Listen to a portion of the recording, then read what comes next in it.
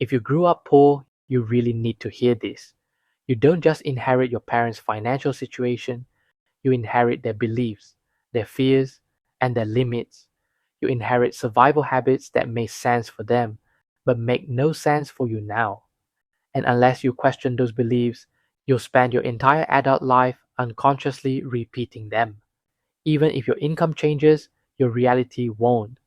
Because the truth is, income can upgrade your lifestyle, but only beliefs can upgrade your identity. This video isn't about making money fast, it's about the invisible forces that keep people stuck, especially when you grew up in a family that always struggled.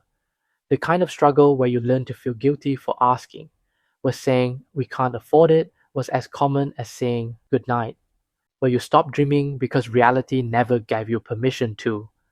Let's talk about it. Chapter 1. You inherited a system you never chose. Most people don't realize beliefs are passed down like furniture. Your family didn't sit you down and teach you about money, but you learned anyway, by watching your parents stress about bills, by hearing them fight over money, by observing how they responded to risk, opportunity, and failure. You learn that money is hard, that rich people are probably greedy, that wanting more makes you selfish. You learn that comfort is dangerous, that dreaming too big is naive, that anyone who rises too fast must be cheating the system. But none of that came from you. It was just absorbed. It was the emotional wallpaper of your childhood. And the truth is, the first step to wealth isn't learning how to invest, it's unlearning why you're still stuck.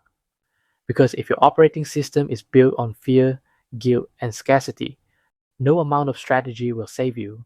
You'll keep hitting the same wall, just at higher income levels. Chapter 2. You see risk as a threat, not a tool.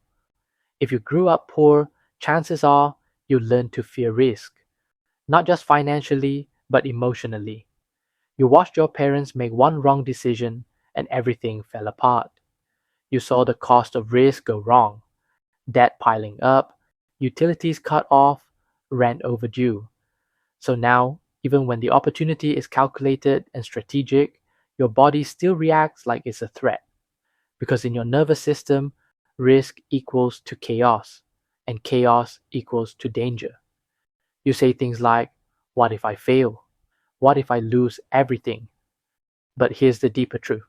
What you're really afraid of isn't failure. It's the feeling of falling back into that old life, of relieving the shame, the helplessness, the instability. I get it. That fear is valid, but it's also outdated. You're not that helpless kid anymore. You have tools now, awareness, agency. And here's the paradox. We often think, I have nothing, I can't afford to take risk. But sometimes it's because you have nothing, you need to take smart risk. When you're already at zero, your downside is limited, but your upside potential is huge.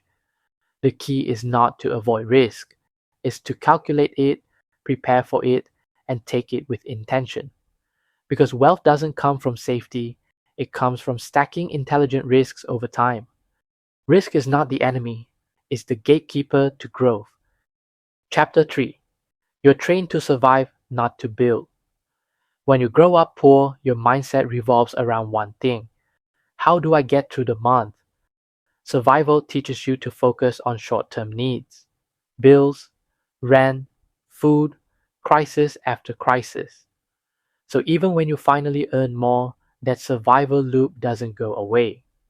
You still budget like you're one bill away from disaster. You still fear spending even when it's a smart investment. You still chase quick wins because your nervous system is wired for urgency. But building wealth requires a different rhythm. It's not about surviving this month, it's about building for the next 10 years. It's not about avoiding pain, it's about creating leverage. It's not about hustling harder, it's about designing smarter systems. The rich aren't just lucky, they play a different game. They think long term. They delay gratification, they build assets instead of reacting to problems. So if you grew up in survival mode, the real challenge isn't just about money, it's about teaching your nervous system that it's safe to slow down and build. Because until you do that, you'll keep solving temporary problems instead of building permanent freedom. Chapter 4. You confuse guilt with responsibility. If you grew up poor, you were probably taught to always think of others first, to not be selfish, to not outshine, to always be considerate. So when you start to grow, even just a little, you feel something weird inside. Guilt. Guilt for earning more than your parents ever did, guilt for spending on yourself, guilt for wanting freedom when others are still stuck.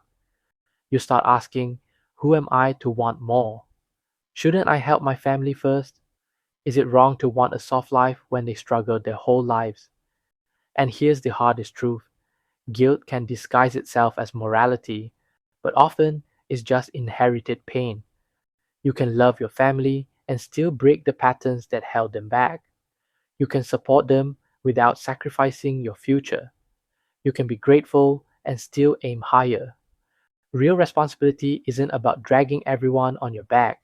It's about becoming the kind of person who can lead the way, not by shrinking, but by growing. Because shrinking your dreams doesn't heal your family's pain, it just continues it. Chapter 5. You avoid being seen because you think it's safer. Growing up poor, you probably learned to stay low, to not draw attention, to not take up space, because when attention came, it often meant danger. A teacher asking questions you didn't have answers to, an uncle mocking your dreams at a family dinner. So you learn to keep your head down, to be realistic, to stay invisible because visibility felt unsafe. And now, even when you're trying to grow a business, or build a personal brand, or just speak up in meetings, you hesitate. You overthink your content, you downplay your wins, you fear being too much. But here's the truth. You can't build wealth while hiding. The marketplace rewards visibility. The world can't pay you for value it doesn't see. Being visible doesn't mean being arrogant, it means being available. Available to lead, to serve, to own your voice. If you keep waiting until you feel ready, you'll stay stuck in the background of your own life. Because staying small might feel safe, but it also keeps you poor. You have to learn to be seen even before you feel worthy, because visibility is vulnerability, and wealth requires both.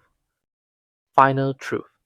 Growing up poor isn't your fault, but staying stuck eventually becomes your choice, because unexamined beliefs don't just stay in your head, they shape your habits, your risks, your ceiling, and most of all, your identity. You can keep working harder, keep chasing the next strategy, keep blaming your past, but if you never pause to reflect on where your money mindset came from, you'll spend your whole life building someone else's blueprint. Your family may have struggled, but your future doesn't have to. Now, take the free money mirror quiz, link in the description. It'll show you the hidden beliefs you absorb from your environment and how to finally break them. So you stop repeating what kept your family stuck. And if this hit a nerve, hit subscribe. Because around here, we don't do hype. We do self-awareness, strategy, and identity work that actually sticks. Real freedom doesn't start with hustle. It starts with healing. So let's build wealth from the inside out.